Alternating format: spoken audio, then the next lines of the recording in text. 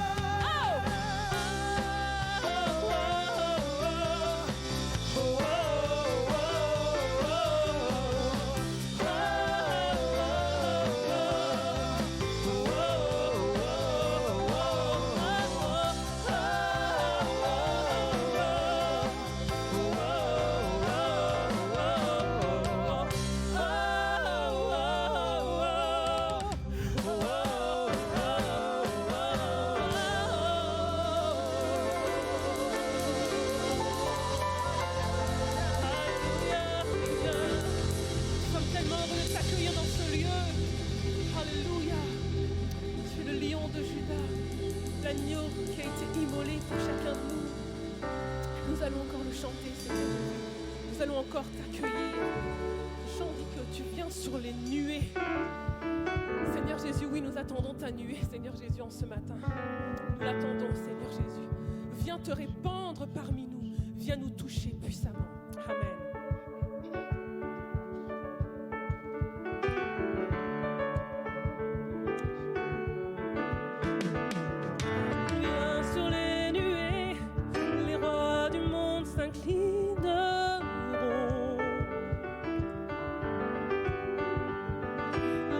Seront brisés quand les cœurs déclarent sa louange.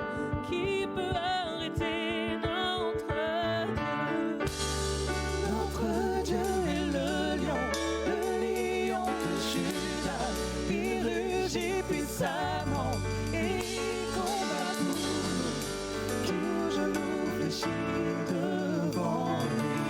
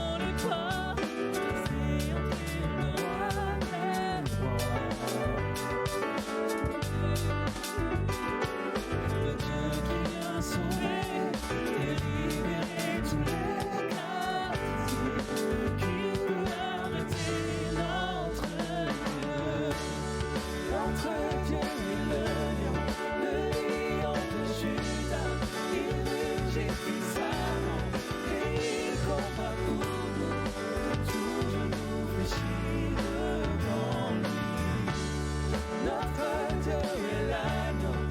L'agneau sacrifié pour lécher du monde, son sang brise les chaînes, tout genou fléchit devant le lion et l'agneau, tout genou fléchit devant lui.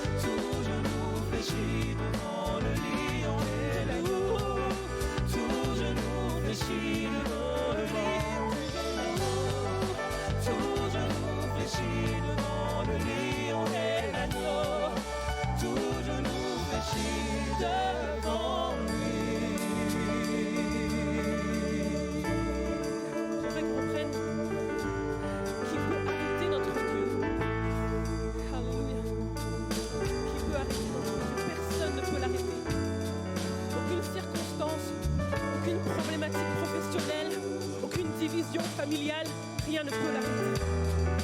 Qui peut arrêter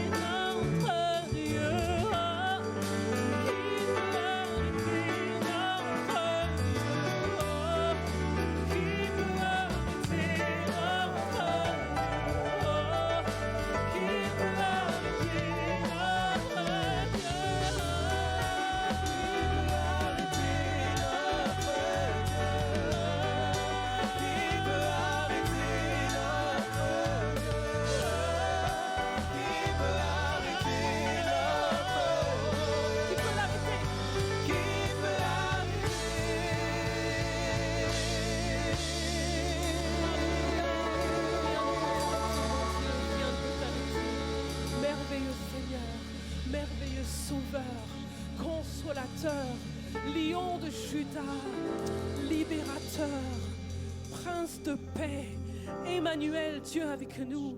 Merci, ô Dieu, d'avoir envoyé ton Fils bien-aimé pour chacun de nous. Il s'est fait homme. Il a accepté ce mandat de venir mourir par amour pour chacun de nous. Alléluia, merci Jésus.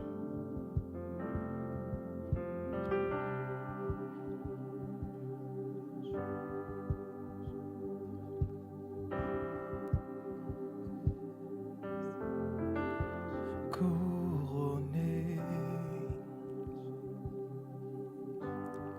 rayonnant de majesté,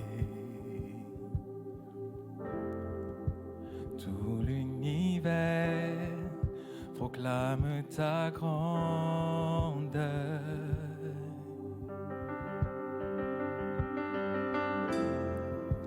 Glorifié par les anges prosternés, tu es assis à la droite du Père.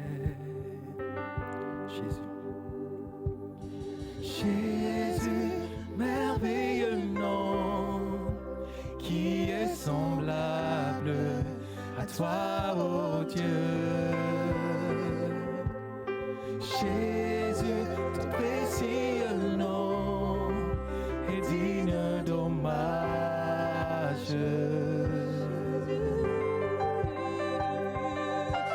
Jésus, merveilleux nom, qui est semblable à toi, ô Dieu. Jésus, son précieux nom est digne d'hommage.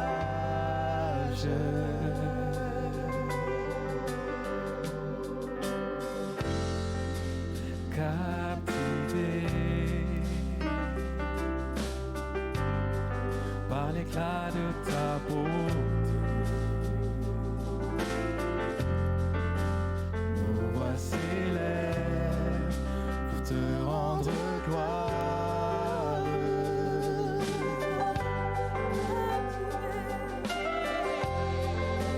Captivé par l'éclat de ta bonté, nos voix s'élèvent pour te rendre gloire. Jésus, Jésus, merveilleux nom, qui est semblable à toi, ô Dieu. Jésus, ton précieux nom est digne d'hommage.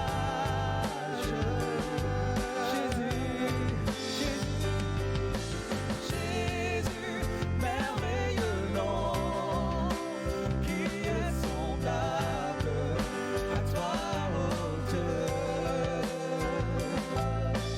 Jésus, ton précieux nom est digne d'hommage. On a tous besoin de la révélation de Dieu, de Jésus, qui il est pour nous dans notre vie. Sur ces paroles, on va déclarer qui il est. Qu'il est le consolateur, merveilleux conseiller, Dieu créateur, Fils bien-aimé. On y va ensemble, consolateur. Oh, consolateur, divin rocher, libérateur, prince de la paix, Dieu créateur, Fils bien-aimé, roi serviteur, Seigneur couronné, commencement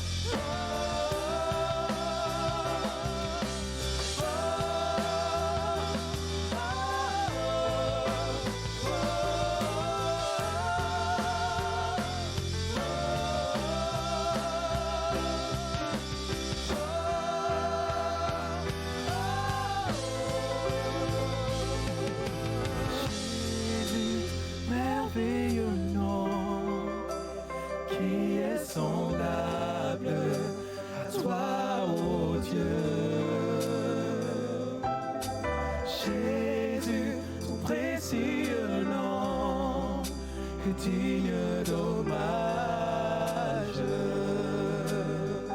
Une dernière fois. Jésus, merveilleux nom, qui est semblable à toi, ô Dieu.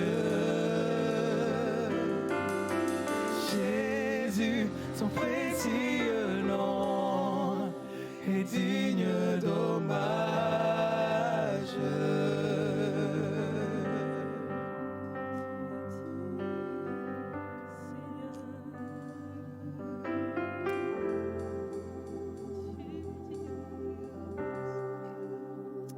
Toi seul est digne, Seigneur Jésus, de recevoir nos louanges. Toi seul est digne. Parce qu'il n'y a personne comme toi. Alléluia, Jésus.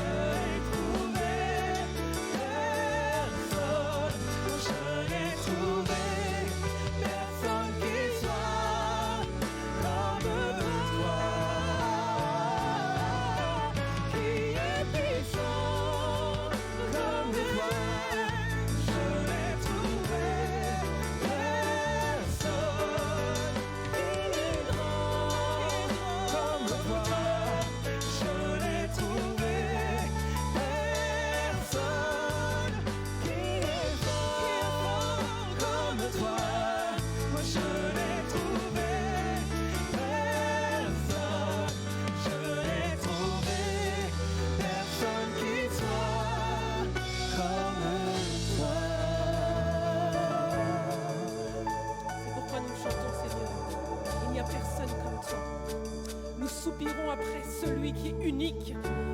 Alléluia. Celui qui peut nous combler.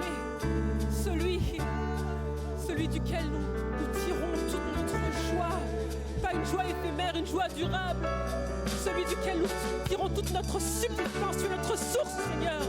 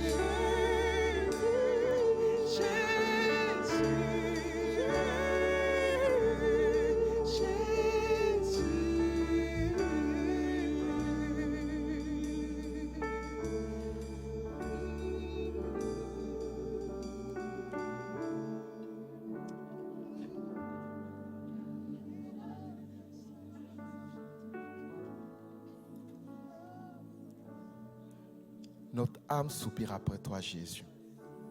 Notre aide soupire après toi, Jésus. Notre vie soupire après toi, Jésus.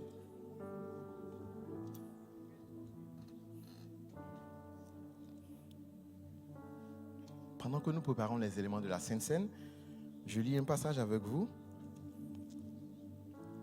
C'est un classique des classiques. Vous me direz, tous les versets de la Bible sont des classiques.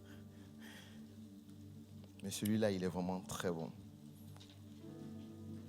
Car Dieu a tant aimé le monde qu'il a donné son Fils unique, afin que quiconque croit en lui ne périsse point, mais qu'il ait la vie éternelle.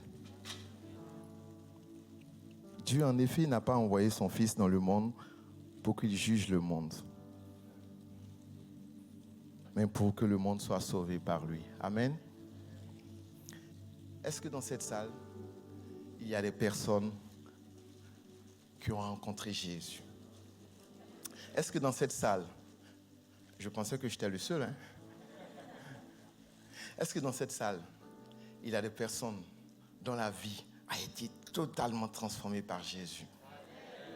Est-ce que dans cette salle, il y a des personnes qui un jour, Jésus a pardonné tous les péchés, toutes les fautes? Est-ce que dans cette salle, il y a des personnes dont Jésus a retiré la culpabilité du passé, de toutes ces choses? Est-ce que dans cette salle, il y a des personnes que Dieu a totalement délivrées? Et nous sommes bénis en Jésus. Amen. Et ce matin, en fait, vous êtes en train de m'aider à faire de l'évangélisation. Et ce matin, si tu es dans cette salle, tu regardes autour de toi ces témoins qui sont l'expression de la grâce de Dieu, expression du salut de Dieu, expression de l'amour de Dieu. Et peut-être tu es hésitant. Tu hésites et en fait, j'ai envie de te dire, mais ça tombe tellement bien, c'est Noël. Fais-toi le plus beau cadeau de Noël. Accepte Jésus dans ta vie. Tu ne vas pas le regretter. Amen. Seigneur Jésus, comme mes frères et mes sœurs, nous t'avons rencontré, Seigneur, il y a peut-être des années, quelques semaines ou peut-être plus. Et depuis ce jour, nous cheminons avec toi, nous marchons avec toi. Et tu nous bénis, Seigneur. Je prie également dans cette salle S'il y a quelqu'un qui ne te connaît pas encore, qui a peut-être entendu parler de toi, merci de toucher son cœur et de te révéler à lui. Merci de faire de lui notre frère et notre sœur. Merci Jésus. Nous pouvons prendre également le pain.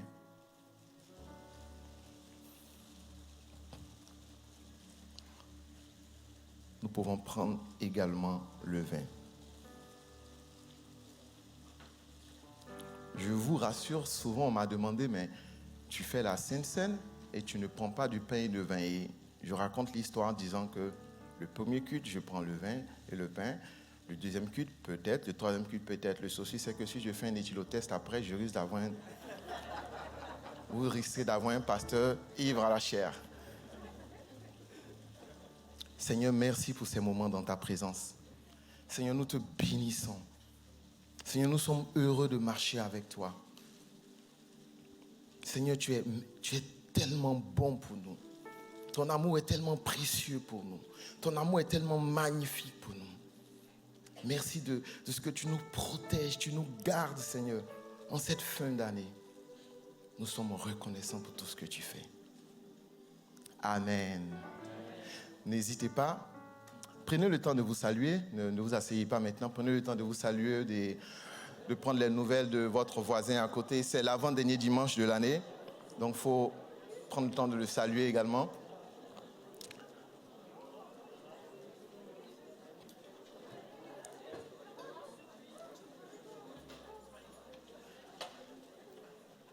Ok. J'avais chronométré pour 10 secondes. Vous en avez fait 15. C'est pas grave. Ça montre que vous aimez tellement. J'ai quelques informations à partager avec vous. La première information concerne les informations de notre Église. Si vous êtes habitué aux différents réseaux sociaux, n'hésitez pas à vous connecter sur nos sites Facebook, Instagram et autres. Vous trouverez toutes les informations de la vie de notre Église. Mais également, on pense à ceux qui n'ont pas Internet ou ceux qui ne sont pas connectés. C'est la raison pour laquelle chaque dimanche, je me tiens là pour pouvoir, ou d'autres personnes pour vous donner des informations. À la fin du culte, ne partez pas. Derrière, on a le Métropole Café qui vous accueille. Il y a des boissons chaudes, du café chaud, du thé chaud. C'est juste pour avoir le temps de pouvoir échanger avec vous. Et je serai là-bas, quelques pasteurs seront là-bas, quelques leaders seront là-bas. Donc, si vous avez des questions concernant notre Église, c'est l'endroit idéal pour pouvoir avoir ces réponses. Tout à l'heure, j'y étais, il y a eu beaucoup de personnes qui sont venues vers moi et j'ai pu partager avec elles quelques informations. Ce mardi, nous avons MDP, qui est Maison de prière. C'est le dernier MDP de l'année. Donc, je vous donne une information. Ce mardi, on va avoir le temps de prier. Je ne vous oblige pas à venir, mais si vous entendez que des choses se sont passées, je vous aurai au moins informé. Donc, n'hésitez pas à venir. C'est le dernier mardi de prière de l'année. On veut prier ensemble. Les pasteurs seront là pour pouvoir avoir un temps de communion avec vous et on veut vraiment s'humilier devant Dieu. Amen. Et nous préparons également notre jeûne pour 2022 qui est du 10 janvier à fin janvier. C'est 3 semaines de jeûne de prière. C'est un jeûne Daniel. Donc vous avez vu les infos, vous pourrez avoir plus d'informations après, mais c'est un temps particulier pour l'Église. Chaque année, nous organisons plusieurs temps de jeûne de prière. Et c'est un temps que nous voulons mettre à part. Donc n'hésitez pas à préparer ce temps-là dans la prière, à demander à Dieu de vous mettre à part, de vous concentrer pour ce moment-là afin d'être béni. Et ensuite, dernière information que je donne concerne les offrandes. Nous sommes reconnaissants pour ce que vous faites. Et nous sommes passés au travers de la crise du Covid, mais vous avez été là. Et souvent, quand on échange entre nos pasteurs, on le reconnaissait d'être dans une église où les chrétiens ont un cœur, où les chrétiens sont généreux. Et que Dieu vous bénisse pour tout ce que vous faites pour nous. Amen. Nous allons prier ensemble pour la parole. Seigneur Jésus, nous te disons merci pour ces temps que tu permets. Seigneur, c'est le temps de ta parole. Et dispose notre cœur, dispose mon cœur à écouter ta parole, mais à ne pas être, Seigneur Jésus, un auditeur oublieux, mais à la mettre en pratique dans ma vie. Alors, utilise ton serviteur. Merci de bénir le pasteur Christian que tu as choisi pour parler. Seigneur Jésus, nous te rendons grâce pour tout ce que tu fais. Amen. Amen. Merci. Vous savez pourquoi je me tiens derrière le pasteur José comme ça? C'est pas pour le surveiller. Parce qu'il me presse de prêcher. Amen. Alléluia. Et vous avez devant vous, le pasteur JB a prêché au premier culte, un très beau message sur le surnaturel. Vous avez devant vous un miraculé Hier soir, j'étais couché dans mon lit et j'ai dit, Seigneur, c'est pas possible. J'étais vraiment pas bien. Et ça montait d'heure en heure, de plus en plus. J'ai dit, Seigneur, tu m'as confié une si belle parole. Je suis dégoûté là, parce que vous savez, avec le pic qu'on a d'épidémie et tout, je voulais pas venir y mettre quelqu'un en difficulté ou quoi que ce soit. Et tout à coup, quelqu'un toque à la porte de ma chambre. C'était ma femme et mes enfants. Est-ce qu'on peut prier pour toi? Est-ce que vous croyez à la prière? Alors, ils ont prié pour moi. Et ce matin, je me suis réveillé, pleine forme. Et je suis là. Donc, je pense que Dieu a une parole pour nous. Amen. Alléluia. Nous sommes dans cette série sur l'ordre divin. Nous avons entamé cela au courant du mois d'octobre. Et nous explorons à travers chaque jour de la création non seulement l'ampleur de ce que Dieu a fait, on ne peut pas explorer l'ampleur de ce que Dieu a fait, mais nous découvrons qu'à travers la création, il y a une image de ce que Dieu veut faire dans notre cœur et dans notre vie. Amen. Il est impossible que la parole de Dieu soit là seulement pour nous annoncer ou nous expliquer des choses de façon scientifique. Dieu ne veut pas qu'on sache seulement quelles sont nos origines et qu'on ait des débats avec les athées ou les évolutionnistes et tout. Il y a quelque chose de beaucoup plus profond à travers la création. Et on arrive aujourd'hui au jour 4. Et c'est particulier parce que c'est juste avant Noël. Et si vous étiez avec nous dimanche dernier, déjà beaucoup de nos frères et sœurs, de nos bien-aimés sont partis en vacances de Noël. Mais on est très heureux de vous voir en aussi grand nombre ce matin. Mais le week-end passé, on a eu 3 merveilleux cultes de Noël. Vous êtes d'accord avec moi? C'était très, très, très beau ce qui a été partagé. Et le titre était « Sous une bonne étoile ». Et je me suis dit, tiens, c'est comment Dieu, dans son ordre divin, coordonne même l'Église Paramétropole. Je me suis dit, la semaine prochaine, je vais prêcher sur les étoiles. Donc, ce n'était pas arrangé avec Hollywood ou qui que ce soit. C'était, je crois, vraiment de Dieu qu'on arrive aujourd'hui, juste avant Noël. On va parler des étoiles ensemble aujourd'hui. Il est dit que le 4e jour, dans la Genèse, il est dit ceci au verset 14. Juste avant, je fais une petite pause. Combien sont venus avec une Bible? Bible check. J'étais tellement heureux ce matin, je suis arrivé, et puis un frère qui est venu vers moi. « Pasteur, regardez, je suis venu avec ma Bible. » Ah, j'étais trop content. J'ai dit, ah, lui, il a tout compris là. Donc, tournez-vous à la personne à côté de vous. Si elle a une Bible, vous lui dites, tu as tout compris. Si elle n'a pas de Bible, tu lui dis, tu n'as rien compris. Si elle a une Bible sur son téléphone, tu lui dis, c'est toléré.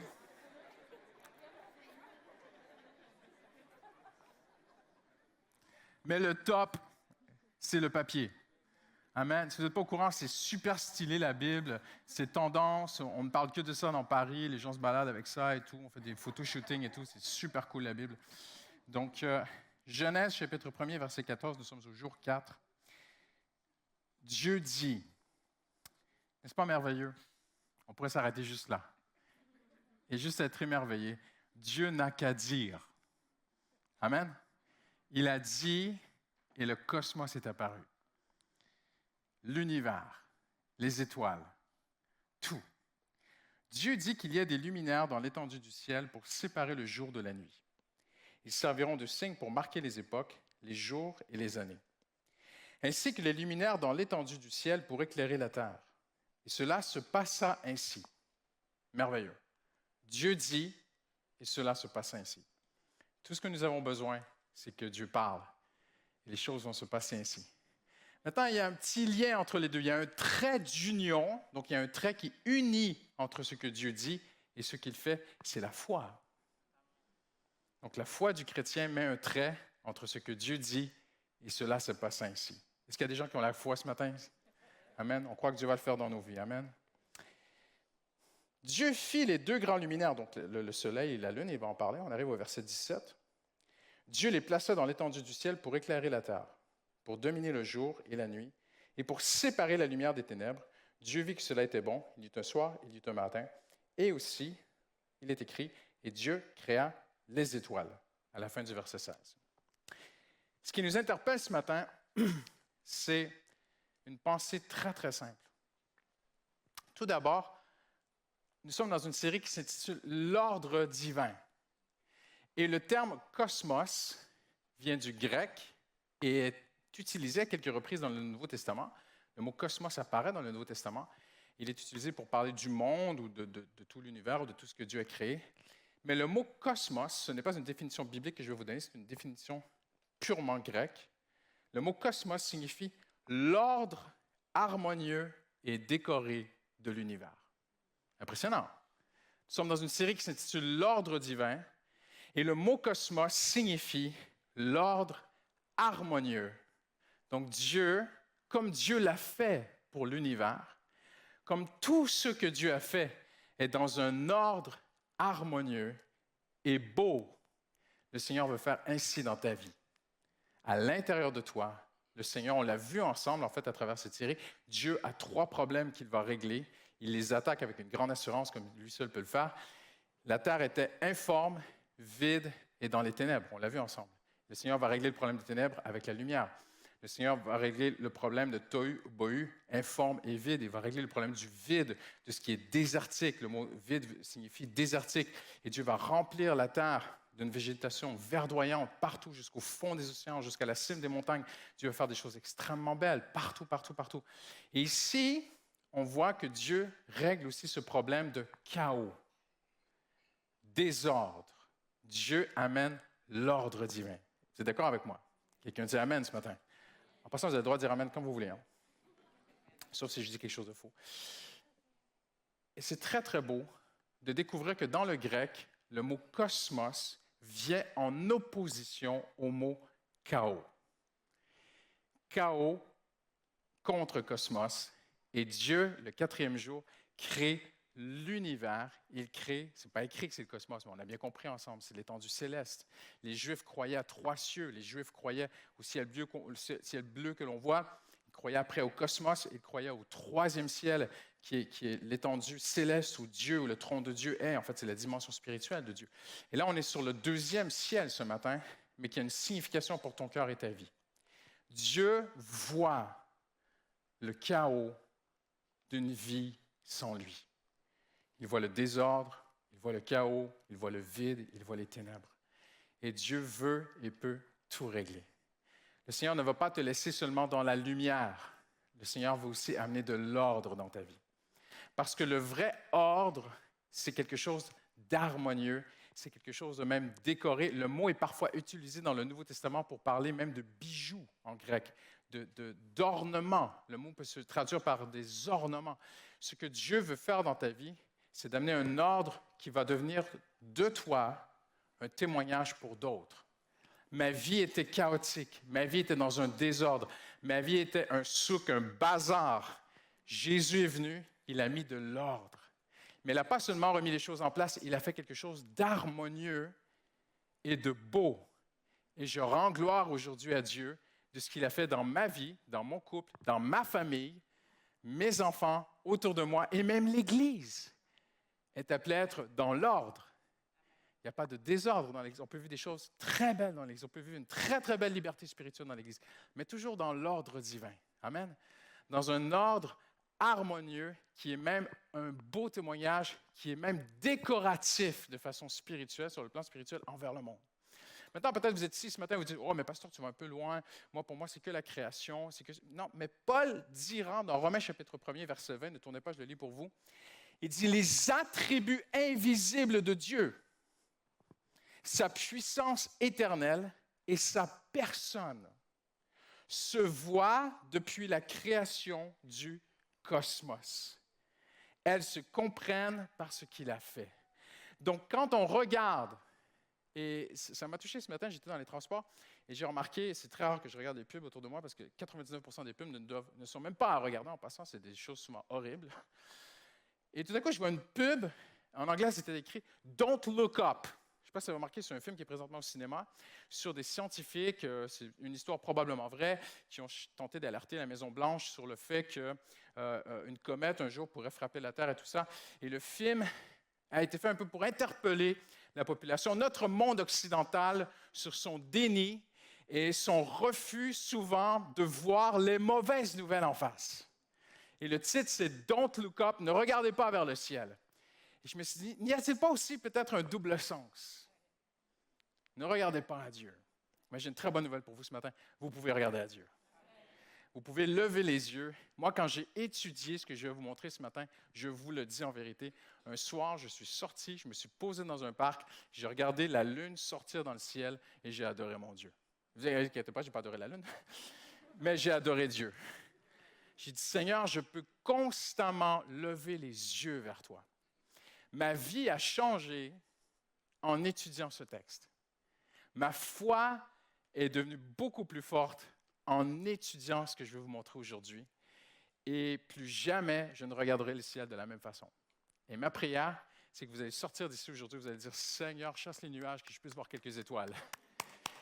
Pour vous rappeler non seulement la grandeur de Dieu, mais quelque chose d'autre qu'on va voir. Un message très, très profond. Au psaume 147, vous pouvez le lire ou le lire à la maison, il est écrit ceci, « Il guérit ceux qui ont le cœur brisé. » On peut traduire « faire revenir à la normale ceux qui ont le cœur détruit. » Au commencement, la terre était informe et vide, chaotique. Et Dieu a guéri la terre. Et Dieu peut guérir un cœur qui est, en hébreu, c'est bruised, c'est broyé.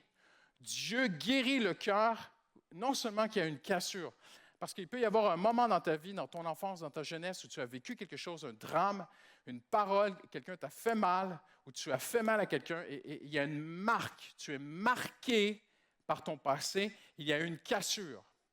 Et tu vis avec cela, mais parfois c'est beaucoup plus pire. Parfois ça peut être jusqu'aux portes de la mort, vouloir mourir, vouloir se tuer, arriver à un endroit où dire j'en peux plus, parce qu'à l'intérieur tu te sens complètement détruit à l'intérieur. Eh bien, le psaume 147 dit que Dieu guérit les cœurs détruits, les cœurs complètement broyés. Et voyez-vous, ça dit, il les ramène à la normale. Il guérit. Guérir veut dire ramener à la normale. Dieu ramène à la normale les cœurs brisés.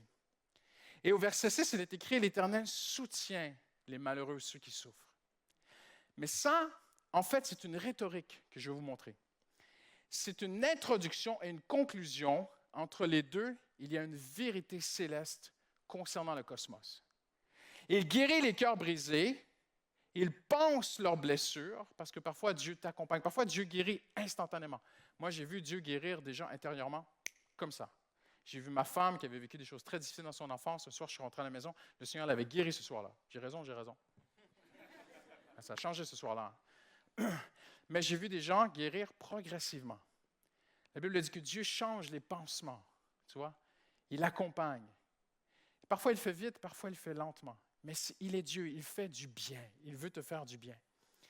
Et là, juste après, il dit ceci. Il compte le nombre des étoiles et leur donne à chacune un nom. Notre Seigneur est grand, puissant par sa force. Son intelligence est sans limite. Et là, tu dis, il guérit les cœurs brisés, il compte les étoiles, il leur donne un nom, sa puissance est sans limite, et il soutient les malheureux. Que vient faire la grandeur, la puissance de Dieu, le nom aux étoiles, entre guérir les cœurs brisés et soutenir les malheureux? Regardez ce que Dieu veut nous dire. Paul dit que le cosmos nous parle de la personne de Dieu. Il y a une caractéristique, il y a un trait de caractère de Dieu dans l'ampleur, l'immensité, l'infinitude du cosmos, de l'ordre divin, harmonieux et décoré que Dieu a fait au-dessus de nos yeux. Il y a un message sur qui est Dieu. Et ce message est celui-ci, c'est l'amour de Dieu. Paul dira que tu ne peux pas mesurer l'amour de Dieu. Et le cosmos, Paul dit que tu peux voir Dieu. Tu ne peux pas le voir vraiment physiquement, mais tu peux voir qui est Dieu dans le cosmos. Vous avez-vous déjà posé la question, à quoi servent les étoiles? Pourquoi Dieu a fait les étoiles? En avons-nous vraiment besoin? Ah oui, mais les marins, les sextants, ce sont des points de repère. Scientifiquement, oui, mais est-ce que la Terre pourrait continuer à vivre sans... Il y a des étoiles qui sont tellement loin, je vous dis, aujourd'hui, elles ne nous servent à rien. Si on les enlevait, il y a des étoiles, vous ne les voyez même pas. Donc, elles ne changent. Si Dieu les retirait demain, ça ne changerait rien dans votre vie. Le fameux télescope Hubble a filmé un trou noir caché qui s'est révélé parce qu'une étoile est passée trop près et il absorbait l'étoile et ça a fait un spectacle, ça a fait une tempête cosmique. Et le Hubble a pris cela en photo, vous pouvez voir ça sur Internet, c'est très, très, très beau, mais ça ne change rien dans ta vie. Ça ne change rien dans ma vie, moi. Alors, pourquoi est-ce que Dieu a créé ces choses? Pourquoi est-ce que Dieu a créé un univers qui est en expansion constamment? Vous savez, des scientifiques américains ont relevé un défi biblique. Ils l'ont dit eux-mêmes, que Dieu avait dit à Abraham qu'il lui donnerait une descendance si tu peux compter les étoiles. Ainsi sera ta descendance. Eh bien, il y a des scientifiques américains qui se sont dit, tiens, on va essayer de compter les étoiles. Et regardez ce qu'ils ont conclu. Ces astrophysiciens ont estimé, et quand je le lis, je ris, je m'excuse, parce qu'au final, ils disent rien. Ils disent tout, mais ils n'ont rien dit. Des scientifiques astrophysiciens ont estimé à 300 sextillions le nombre d'étoiles visibles qui seraient dans une trentaine de sextillions de galaxies. Déjà, savez-vous, c'est quoi sextillion? Moi non plus.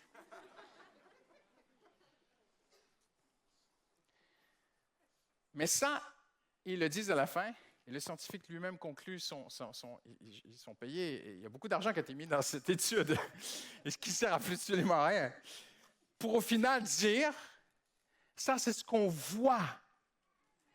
Nous arrivons à estimer 30 sextillions d'étoiles par galaxie, et nous arrivons à estimer 20 à 30 sextillions de galaxies que l'on peut voir avec nos meilleures technologies, mais sachant qu'on ne voit pas tout et sachant que l'univers serait dans une expansion exponentielle. Vous croyez que j'ai appris ça par cœur? Non, j'essaie juste de me comprendre moi-même. Donc au final, personne ne peut comprendre, personne ne peut calculer les étoiles. Mais mes amis, pourquoi Dieu a fait cela? Pourquoi? Pourquoi a-t-il voulu un univers en expansion? Pourquoi a-t-il créé des choses que nous n'avons encore pas vues? Eh bien, Paul dit, pour te montrer un trait de son caractère, pour toi, pour faire un rapprochement entre le cosmos et ton cœur, entre cette œuvre infinie et l'œuvre qu'il veut faire en toi. Regardez ce qui est écrit. Autant le ciel est élevé au-dessus de la terre, autant son amour, et c'est le mot chesed, que j'ai déjà partagé ici, déjà expliqué, qui veut dire un amour contractuel, un amour qui s'engage. Donc, je vous le traduis selon notre compréhension de l'hébreu. Autant le ciel est élevé au-dessus de la terre, autant son amour contractuel engagé est grand pour ceux qui le craignent. Avez-vous suivi ce que je dis? Vous êtes toujours en train de télécharger les sextillions, là? Écoutez bien ça. D'après le psaume 103, Dieu a fait un ciel infini et il te dit, autant le cosmos est infini, autant mon amour engagé, un amour d'engagement, c'est un amour d'alliance. Chesed, c'est l'amour d'alliance. Aimer quelqu'un sans alliance, ce n'est pas l'aimer de toute façon, j'ai déjà dit. Dieu t'aime tant qu'il s'engage en Jésus-Christ. Par le sang, tu es entré dans une alliance que tu ne peux pas tenir parce qu'elle est parfaite. C'est une alliance entre le Père et le Fils. On n'a pas fait alliance avec Dieu en passant, c'est Jésus qui l'a fait pour nous. Et nous sommes entrés par la grâce dans l'alliance que Jésus a faite avec son Père. Et cette expression est toute nouvelle. Elle arrive dans le Nouveau Testament. Elle n'existait pas dans l'Ancien Testament. C'est l'expression « en Christ ». Et c'est une expression que Paul utilise souvent. En lui, en lui, en lui, en lui. Donc, je suis, j'espère que tu l'es, je suis en Christ, donc je suis dans une alliance, je suis dans le recette de Dieu. Donc, je suis dans un contrat avec mon Dieu et ce contrat est dans son cœur. Mais l'amour qu'il a à l'intérieur de lui est aussi grand que l'infini étendue du cosmos. Ça vous aide un petit peu à comprendre, hein? Non, vous êtes toujours sur les sextillions. Autant l'Orient est éloigné de l'Occident, autant il éloigne de nous nos péchés. L'amour engagé de Dieu s'étend. Regarde, c'est extraordinaire. L'amour engagé de Dieu s'étend de l'infini à l'infini pour ceux qui le craignent. Et Paul dira ceci, parce que sans le Nouveau Testament, l'Ancien Testament reste quand même assez l'ombre, hein, comme il a dit lui-même, que Christ habite dans votre cœur par la foi. Je prie que vous soyez enracinés et fondés dans l'amour pour être capables de comprendre. Je ne sais pas comment il a compris tout cela, Paul, mais il aimerait que nous aussi, on soit capables de comprendre avec tous les saints quelle est la largeur, la longueur, la profondeur, la hauteur de l'amour de Christ et de connaître cet amour qui surpasse toute connaissance. Maintenant, vous savez, il y a une ponctuation ici dans ce que Paul a écrit où les théologiens expliquent qu'il y a une cassure dans la phrase où Paul, la seule chose qu'on peut comprendre, c'est qu'il n'a pas pu finir sa phrase lui-même. J'aimerais que vous puissiez comprendre et saisir la longueur, la largeur, la hauteur, la profondeur de l'amour de Christ. Et il n'a pas fini sa phrase. Parce qu'aucun homme ne peut terminer une telle phrase. Parce que l'amour de Dieu, le 4e jour, Dieu a dit, je vais faire un cosmos. Dieu aurait pu délimiter le cosmos. Vous êtes d'accord avec moi? Dieu est Dieu, il fait ce qu'il veut. S'il a délimité les océans et toutes les planètes, Dieu aurait pu dire, le cosmos va s'arrêter ici. Je vais faire 1000 planètes, je vais faire 1000 étoiles, tiens, c'est bon. Ah, peut-être quelques plus, et puis voilà, ça va aller comme ça. Non. Dieu l'a fait à l'infini, avec, dans son cœur, une intention, c'était de te démontrer son amour infini. C'est ça le grand message du jour 4. Maintenant, en un mot, Dieu veut marquer ton esprit du caractère infini de son amour. Dieu cherche à marquer ton esprit. Voyez-vous, il y a beaucoup de choses qu'on apprend aujourd'hui. On a accès à infini à de l'information chrétienne évangélique. Tu peux écouter des prédications à longueur de semaine, tu peux écouter de la louange 24 heures sur 24, tu peux faire des cours bibliques autant que tu veux. Vous êtes la génération de chrétiens qui a accès au plus d'informations bibliques comme aucune autre génération.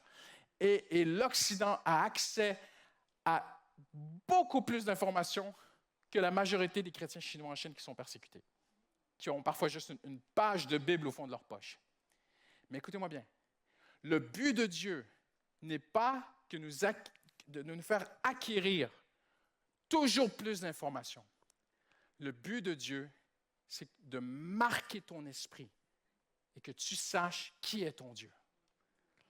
Il y a des gens qui connaissent mieux la Bible que moi, mais qui ne connaissent pas Dieu. Il y a des gens qui, avec la Bible, ont fait mal à d'autres. On a fait toutes sortes de choses au nom de la Bible. Le but de Dieu n'est pas que tu saches toujours plus de choses le concernant. Le but de Dieu, c'est que lui fasse une œuvre en toi. Et il veut marquer, je le répète et je le martèle aujourd'hui, Dieu veut marquer ton esprit, ta mémoire, une marque qui reste à l'intérieur de toi. Dieu veut marquer ton esprit de son caractère infini d'amour envers toi. Parce que lorsque tu te sais aimer, ta vie change. Tout à coup, tu te détends. Lorsque tu sais aimer d'un Dieu qui a un tel engagement précède envers toi d'alliance, et que cette alliance est de l'infini à l'infini, tout à coup, tu ne vois plus la vie pareille. Tu ne vois plus demain de la même façon. Tu ne vois plus ton passé de la même façon.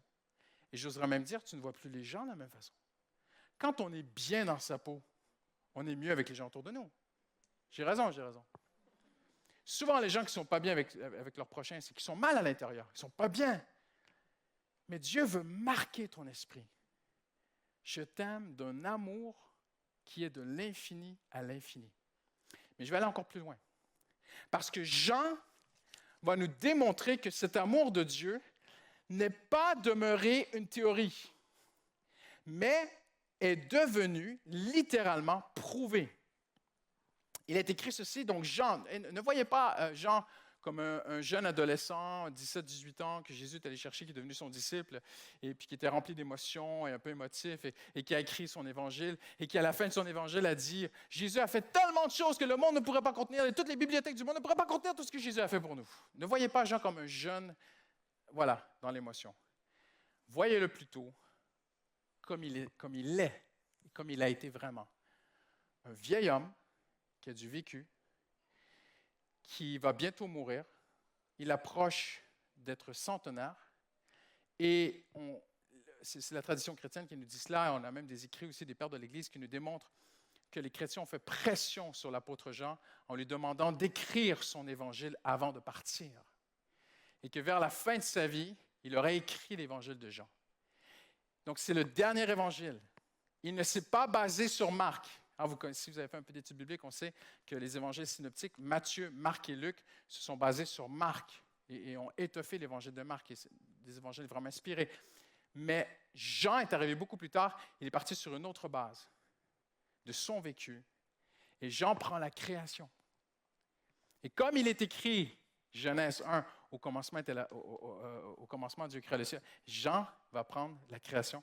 Au commencement était la parole. Mais Jean va terminer avec le cosmos.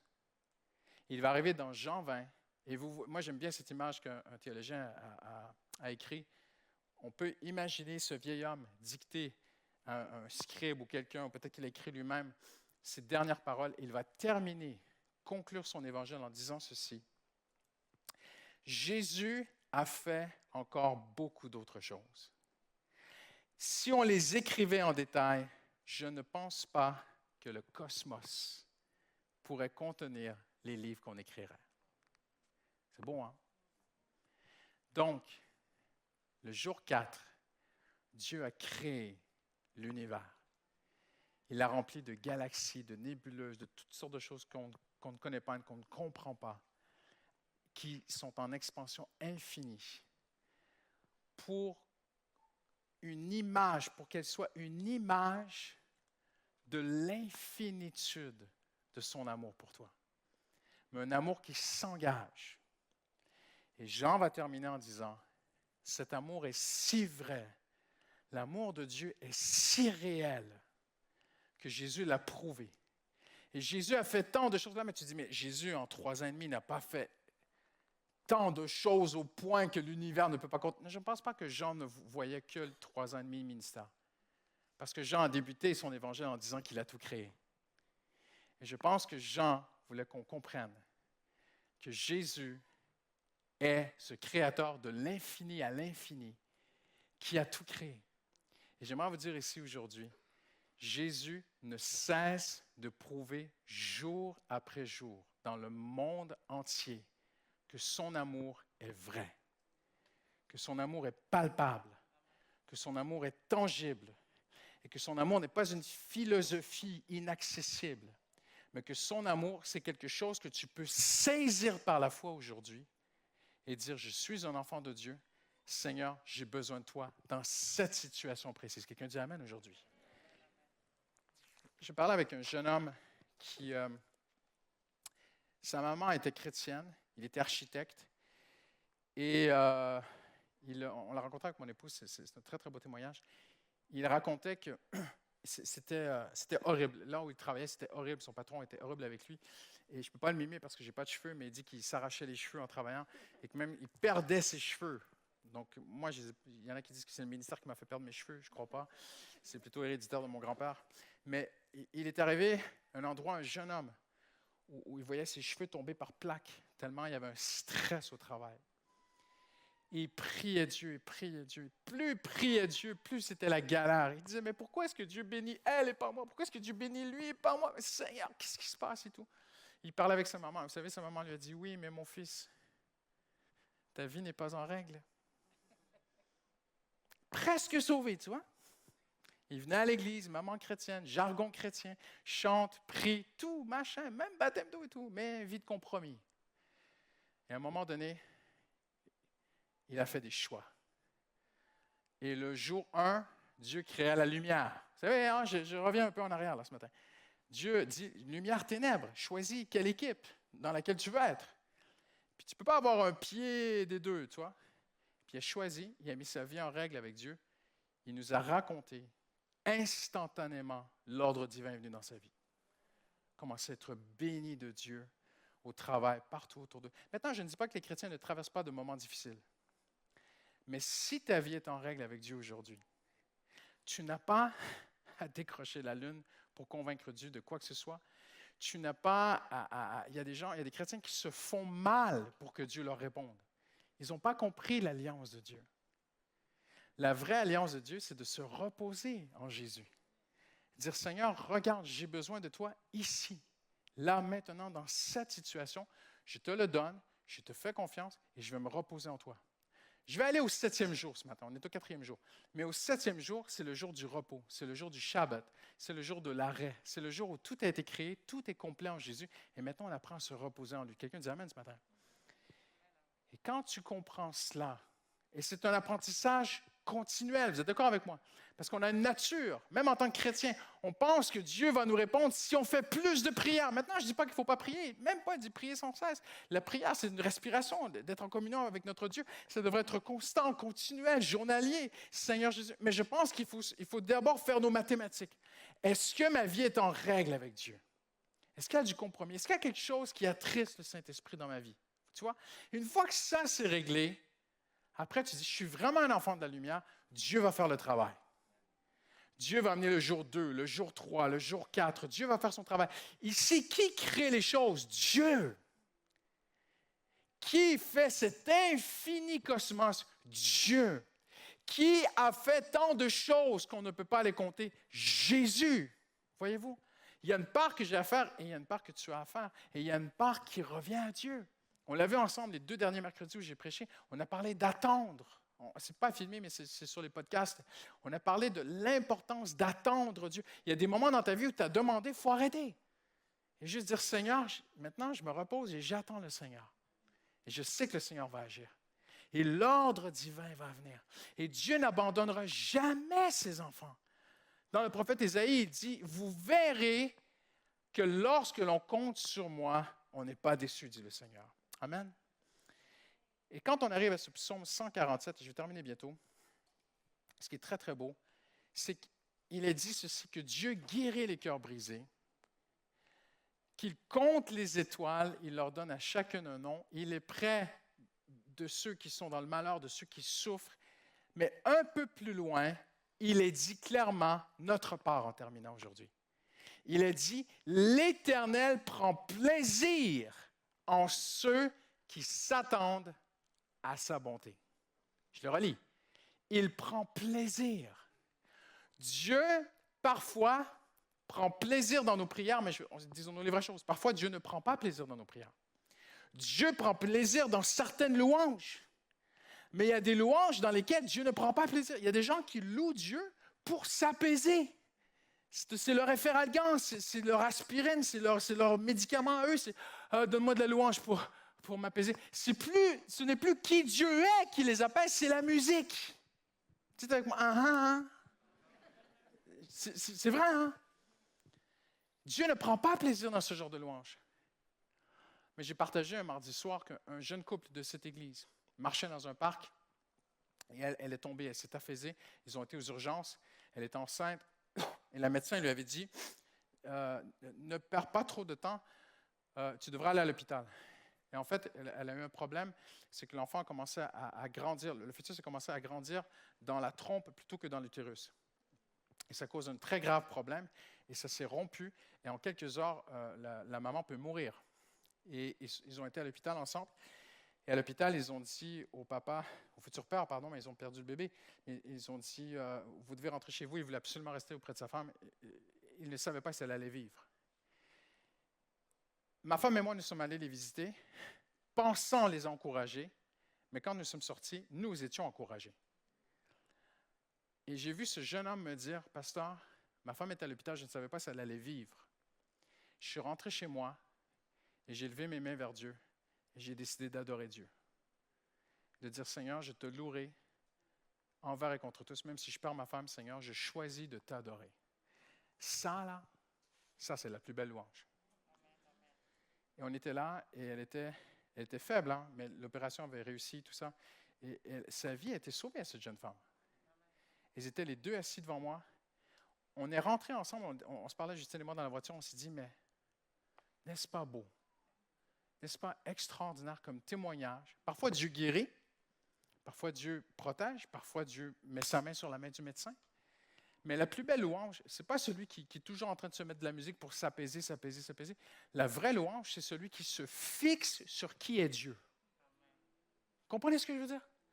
Seigneur, je te loue parce que tout le cosmos me dit que tu m'aimes et tu as un engagement vers moi. Il est impossible que tu me laisses tomber. Seigneur, je mets ma confiance en toi. Quelqu'un dit amen aujourd'hui. J'ai terminé, j'invite les musiciens à s'approcher.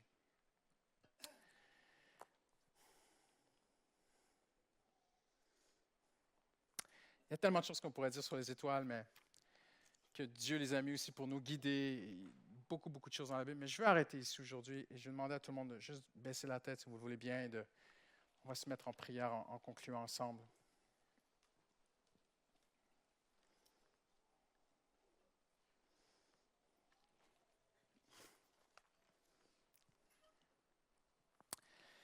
La Bible dit que Dieu fit les étoiles, la lune, le soleil, le cosmos en fait, comme un signe clair.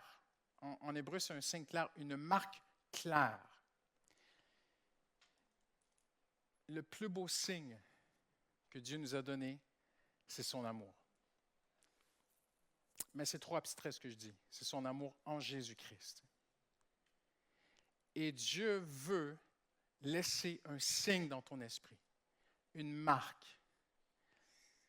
J'aimerais que le Saint-Esprit fasse en toi ce qu'il a fait en moi. J'aimerais qu'à chaque soir de ta vie, lorsque tu lèves les yeux vers le ciel, que tu regardes l'infinitude de l'univers et que tu rappelles à ton esprit, la Bible démontre clairement que ce cosmos est là pour me dire que Dieu m'aime et que Dieu est avec moi, que Dieu a un avenir pour toi, que Dieu a un plan pour ta vie, qu'en Jésus-Christ, le passé est terminé. Mais je termine avec ceci, encore plus. Il y a un autre signe que Dieu veut donner, une autre marque, et c'est toi. Dieu veut faire de toi une marque, un signe dans le monde que Dieu est vivant. À travers ce que tu vis, à travers ton témoignage, à travers la façon dont tu parles au travail, comment tu seras autour de la table avec ta famille non chrétienne pour les fêtes de Noël.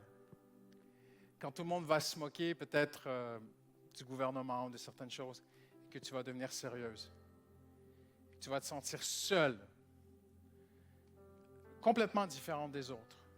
Et qui vont peut-être même se moquer de toi. Ah, légaliste. Ben alors tu seras une étoile dans les ténèbres. Tu seras un témoignage.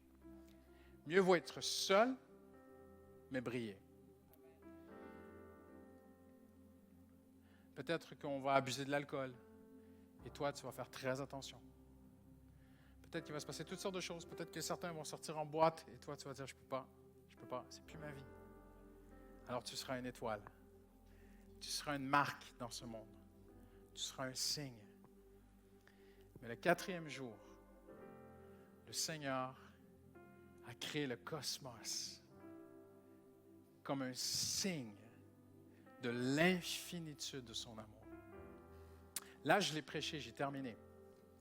Mais seul le Saint-Esprit peut faire cette marque dans ton esprit afin que tu ne vois plus jamais Dieu de la même façon.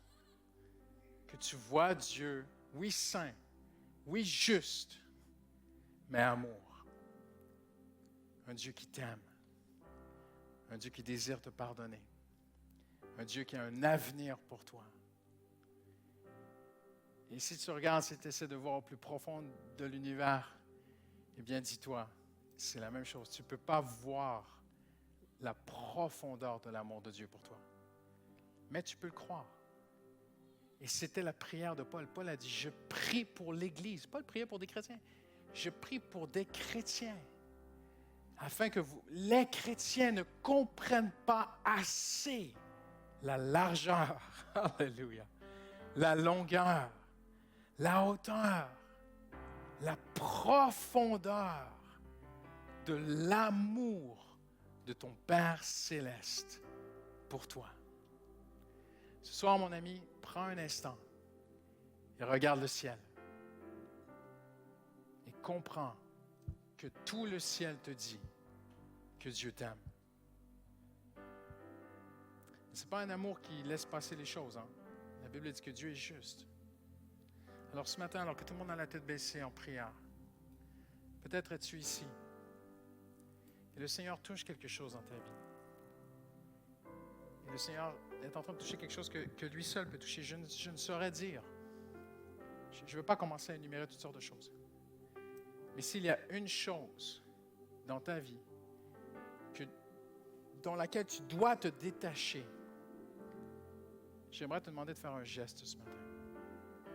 Et juste de te lever comme un pas de foi. Ne regarde pas autour de toi et ne t'inquiète pas de ce que les autres pensent. Le plus important, c'est ce que Dieu pense de toi. Et je vais te demander de faire un geste, comme si tu remettais cette chose à Dieu avec tes mains. Alors maintenant, sans plus tarder, même si tu es la seule personne dans ce lieu, tu dis, il y a une chose dans ma vie, j'ai besoin de la remettre à Dieu. C'est très, très, très difficile. Je ne sais pas comment je vais y arriver, mais je dois me détacher de quelque chose qui m'éloigne de Dieu et qui empêche cet amour, hallelujah, ce Dieu de l'infini, d'amener l'infinitude de sa bénédiction sur ma vie. Même si tu es la seule personne, tu ne regardes pas autour, c'est entre Dieu et toi. Tu dis, Seigneur, j'ai des choix à faire. Peut-être des amis, des relations, peut-être des choses que tu consommes, peut-être de la drogue, quoi que ce soit. Une façon de parler, peu importe, des choses que tu regardes à la télé, une musique que tu écoutes, des jeux, peu importe. Peut-être que tu travailles au black, je ne sais pas. C'est entre Dieu et toi. Mais il y a une chose, et le Saint-Esprit la touche maintenant. Il te dit, si tu me donnes cette chose, si tu te sépares de cette chose, je vais t'aider à t'en séparer. Et l'infinitude de mon amour va venir dans ta vie, tu vas le voir. Tu n'auras rien à faire. Tu n'auras rien à faire, Dieu va faire sa part. Alors Seigneur Jésus, maintenant en ton nom, nous prions pour toutes ces personnes qui se tiennent devant toi. Je te demandais de faire un geste comme ça avec tes mains, comme si tu le donnais à Dieu. Comme si c'était dans tes mains. Tu dis, Seigneur, regarde, c'est dans mes mains. Tu vois cette chose. Seigneur, je la dépose à la croix. Je la dépose et qu'elle meure, qu'elle soit crucifiée en Jésus-Christ, que ça soit terminé, Seigneur. C'est entre Dieu et toi. Dieu sait. Dieu lit ton cœur. Et Dieu fait un rapprochement ce matin entre l'infinitude de l'univers, du cosmos et de ton cœur. Seigneur, tu vois ces gens. En ton nom, nous te les donnons, nous les remettons entre tes mains. Car tu les aimes. Et Seigneur, tout ce que tu nous demandes, c'est pour notre bien. C'est pour notre bien. Alors, on va se lever tous en terminant, tous ensemble, si vous le voulez bien. On se lève tous ensemble en terminant. On va prendre juste un instant pour louer Jésus. Je ne sais pas si c'est là, ouais. Hallelujah. On a chanté un chant qui dit « Dieu créateur ». C'est ça, hein? Hallelujah. C'est là le Dieu. On va juste le mettre devant Dieu. Dernière fois avant de se séparer. Hallelujah. Hallelujah. Hallelujah. Hallelujah.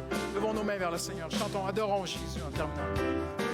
Hallelujah. Précieux Dieu.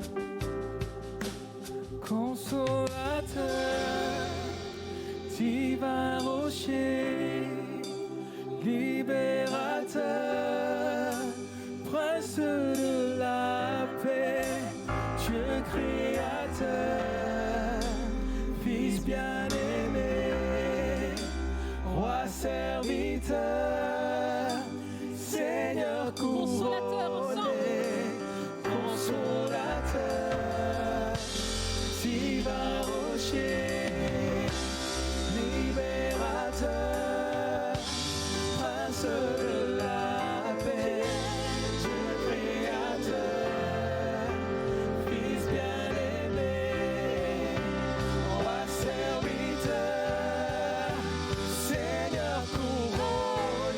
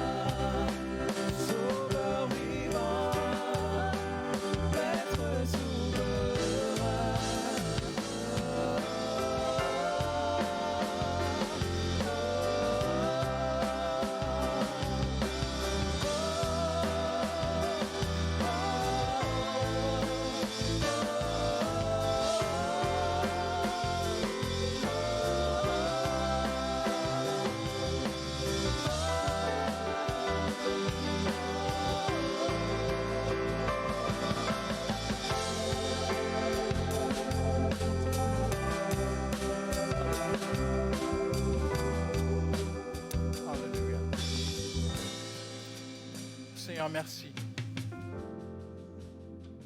Seigneur, je te prie avec toute l'humilité qui peut remplir mon cœur.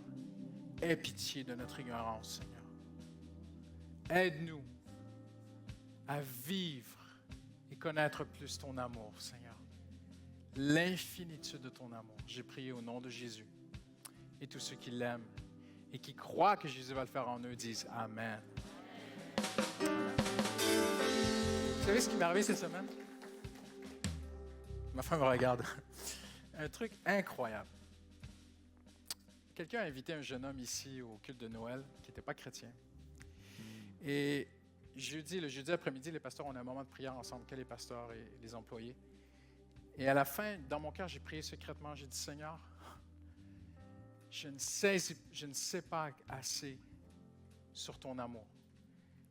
J'ai besoin de connaître plus l'amour de Dieu. Et on prie pour ce jeune homme. À ce moment-là, quelqu'un lève la voix pour ce jeune homme. Seigneur, aide-le à s'approcher de toi, ma chère. Et vers la fin, début de soirée, nous quittons. Et ma femme me dit, et pourquoi on ne marcherait pas jusqu'à telle gare plutôt que prendre le métro? Je dis, OK, on marche.